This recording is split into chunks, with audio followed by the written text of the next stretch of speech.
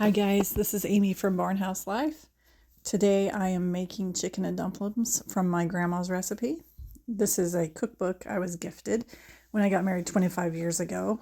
And my grandma, I think she gave me about 3 or 4 recipes I have of hers in it. And so today I'm cooking chicken and dumplings. And what I did is I put a chicken in the crock pot that I had frozen, and I put about 8 cups of water on it and some salt and pepper, and I just let it cook overnight. And then the next day I got it out and I just shredded the chicken, and I put the rest of the bones and stuff back in there to make some more broth, and I ended up using about 5 cups of the broth that I had made. And then I started making the dumplings, and she had flour, salt, and egg, and I wasn't sure if I was supposed to put butter in there. The directions weren't real clear. So I started just with flour, salt, and egg and mixing it together, and it became, it was really flaky.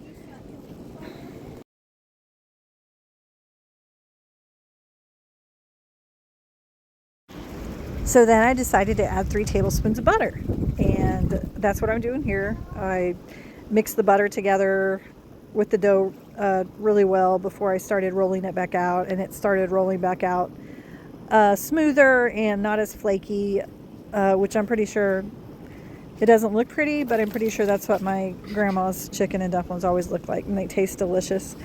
So it took me a little bit to get it rolled out, but once I got it rolled out to about a 1/4 inch thick, I just went ahead and cut it. Once I had them all cut, I just let them lay there just for a few minutes, and then I used a spatula to unstick them so they all wouldn't break from the countertop. And then in my pan, my grandma's recipe said 1 cup of chicken broth with a tablespoon of oleo. So I put 1 cup of chicken broth in there and a couple tablespoons of butter, and I was like, this is not enough. So I added 2 more cups of chicken broth, and my grandma said she would add more water and add like chicken bouillon cubes, but I had plenty of chicken broth, so that's what I used. And at this time I had 3 cups of it in there. And so my daughter woke up and wanted to help me cook, so she helped me put the noodles in there. We just dropped them in the boiling broth one at a time so they wouldn't stick together. After they all got in there and were cooking, my grandma's recipe said to boil it at a low simmer about 15 minutes. I probably boiled it between 15 and 20 minutes, and then as the liquid got really low, I added 2 more cups of broth to it and let it cook probably for about 10 more minutes. And then we added about probably 2 cups of the cooked chicken.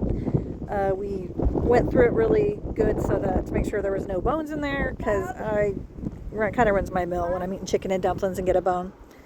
Then I went back over and added my chicken to the pot and let it cook for probably about 5 more minutes.